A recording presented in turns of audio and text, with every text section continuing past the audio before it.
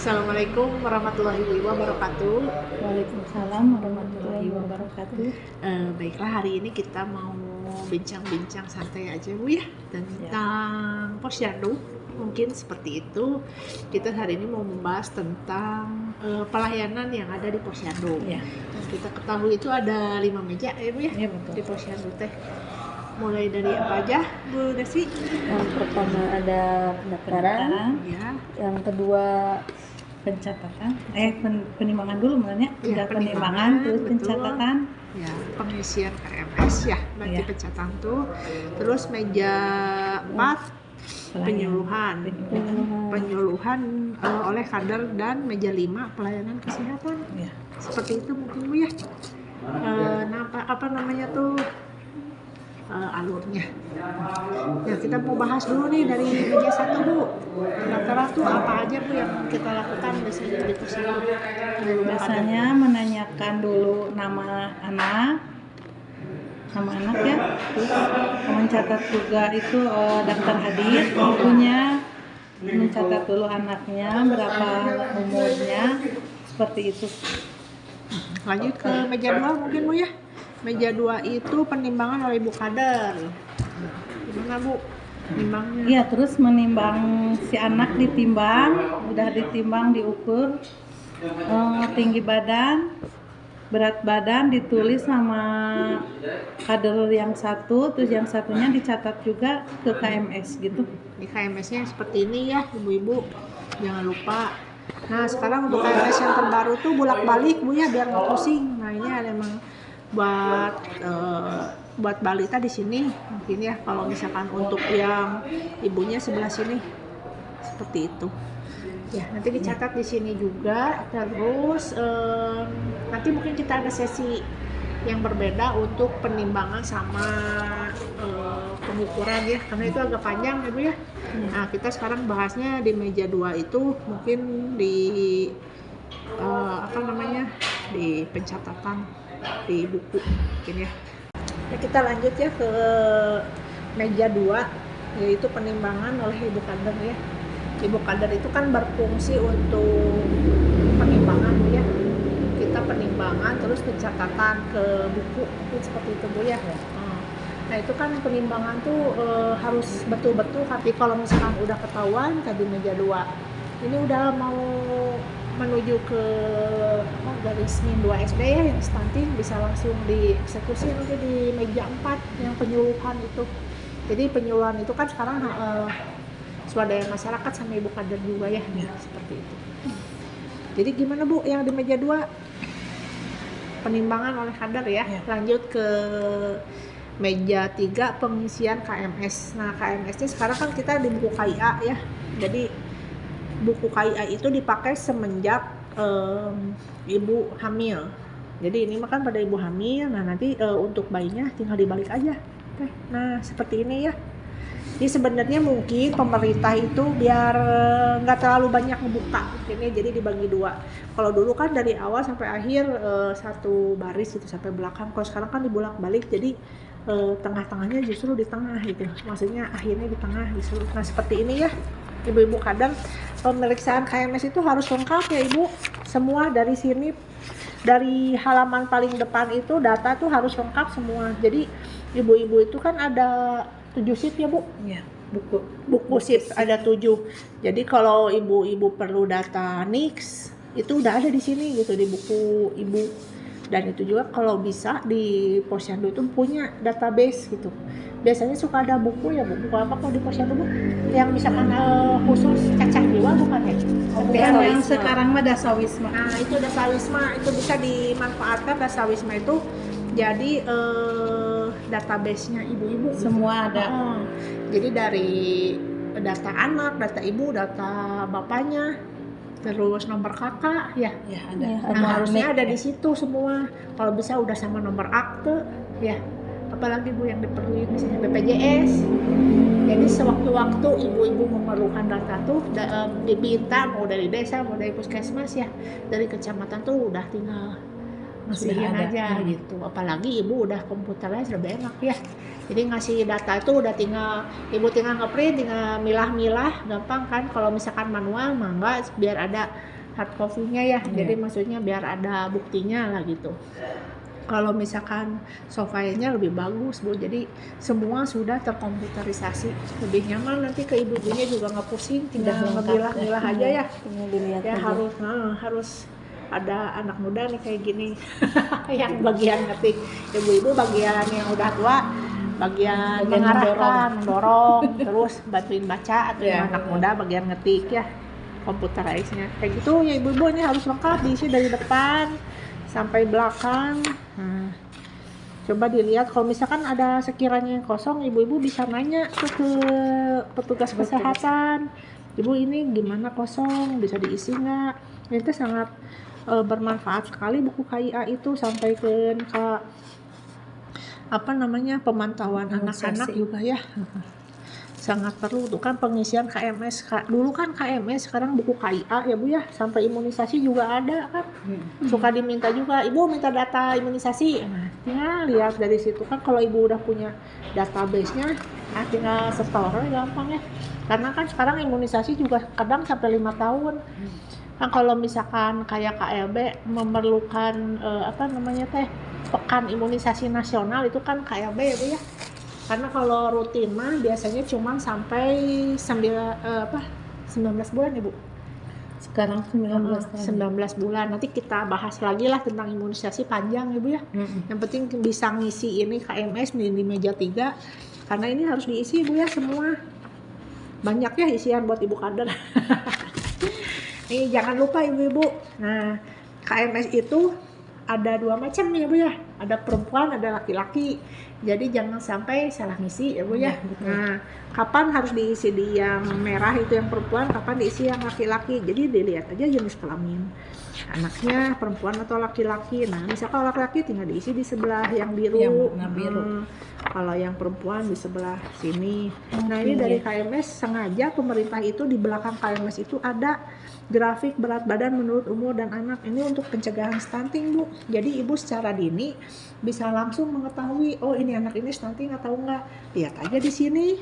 Nah, ini KMS banyak banget Bu ya bahasannya. Jadi stunting itu kan menurut WHO, kita ngerujuknya ke WHO aja ya yang dunia. Jadi pengertian stunting itu sendiri adalah jika anak tersebut kurva pertumbuhannya itu min 2 SD. Nah, min 2 SD itu nanti kita bahas lagi mungkin gitu ya. Karena harus lebih jelas min 2 SD itu segimana, yang 0 itu segimana, min 1 itu seperti apa. Sebenarnya gampang Bu, ibu nggak usah ngapalin, tinggal lihat aja di KMS, ditarik aja garisnya. Nah, kalau misalkan udah deket-deket ke min 2 SD kan harus ada penyuluhan ya. Nah, nanti kita bahas di meja berapa? 4 berarti ya. Nah, di meja 4. Jadi nggak akan kecolongan lah gitu. Jadi jangan sampai ibu-ibu tuh pas di sini aja misalkan, wah anak tuh udah di min 2 SD, berarti kan itu udah stunting. Jangan sampai ada kata-kata, ibu ini anaknya stunting atau gizi buruk. Nah, jangan sampai ada kata-kata itu Bu ya. Karena ya memang fitrahnya ibu tuh udah berusaha lah ya, ingin anaknya nggak mau sampai kurang gizi gitu. Jadi kita komunikasi lah yang baik ya. Yang lemesnya gimana Bu bilang sama ibunya? Paling kurang tinggi misalnya, terus kalau berat badannya kurang besar gitulah, gitu ya, gitu misal. Ya paling Bu ini anaknya kurang naik ya berat badannya. Kenapa makannya? Nah gitu paling ya. Nanti boleh di meja 4 paling diobrolinnya seperti itu Bu ya. Nanti kita umpas tuntas lagi di meja 4 paling seperti itu Bu. Nah, kita lanjut mungkin KMS ini tadi kita sudah bahas Bu ya. Jadi pemerintah memang sudah mempermudah lah pekerjaan ibu-ibu biar langsung mendeteksi itu. Jadi ibu tinggal lihat aja di sini. Jadi kalau misalkan dapat KMS-nya, terus KMS itu beda-beda Bu ya? Iya, beda-beda. Itu Tiap beda-beda. tahun pasti ada yang baru. Pasti ada yang baru. Nah, paling bagus itu yang paling terbaru yang ini.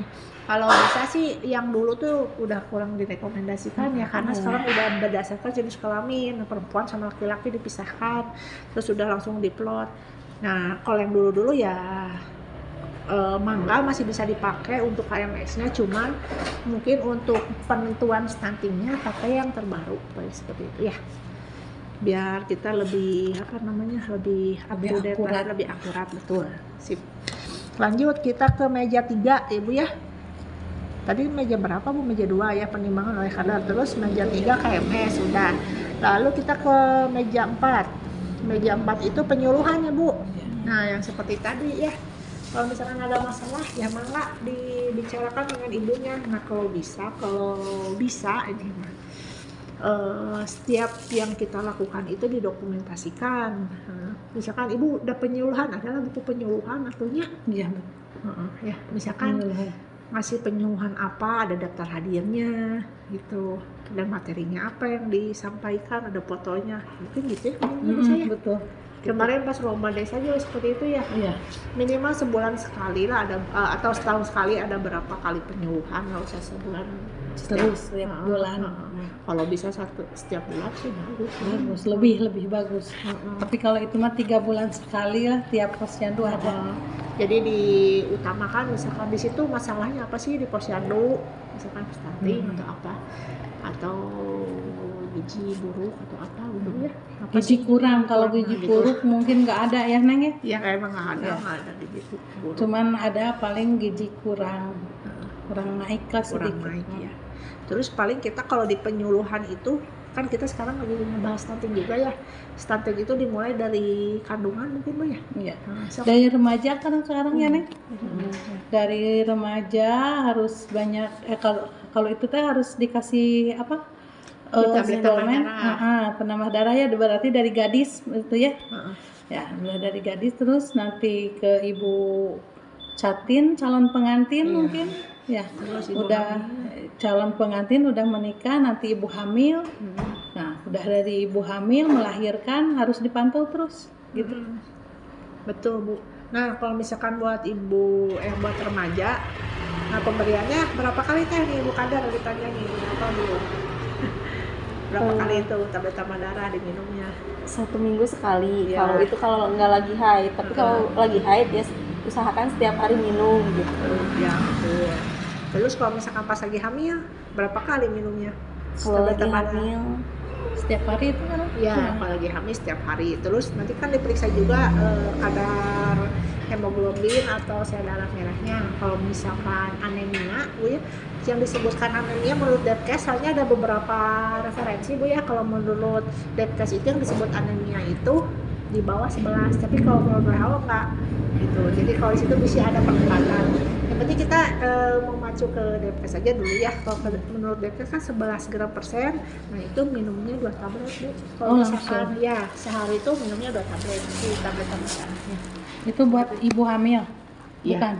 Ya kalau yang punya anemia Oh, yang punya boleh anemia. diminumnya karena 90 tablet itu menaikkan 1 gram HB, tapi itu juga belum tentu gitu. Makanya harus diminum tiap hari gitu. Apalagi punya penyakit ya agak susah juga sih naikin HB ya, tapi kalau untuk normal cukup dengan tablet tambah darah seperti itu Bu. Ya, kita lanjut ke meja 5 ya ibu-ibu.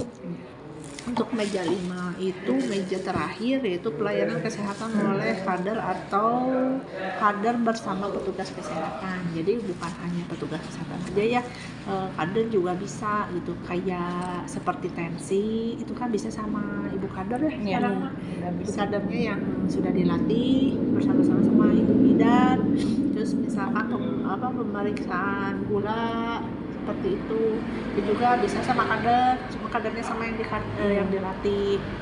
Paling ada yang lain nggak yang bisa sama kader? Udah, misalnya ada yang mau KB bisa kan sama ibu bidan di posyandu? Oh ya bisa. Terus ya kalau KB bisa sama kader tuh paling pel, kondom, Iya. bisa sambil Penyuluhan sambil bisa dikasih juga Bu ya.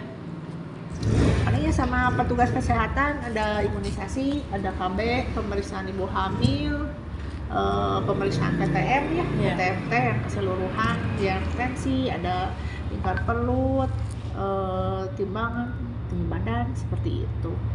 Terus mungkin kalau ada program-program lain mungkin ya seperti itu. Ya, paling begitu Ibu untuk alur pemeriksaan di posyandu. Mungkin kita nanti akan lanjutkan ke cara penimbangan ya, karena panjang itu penimbangan lumayan, dan Sama nanti pengukuran yang baiknya. dan pengukuran yang baik dan benar.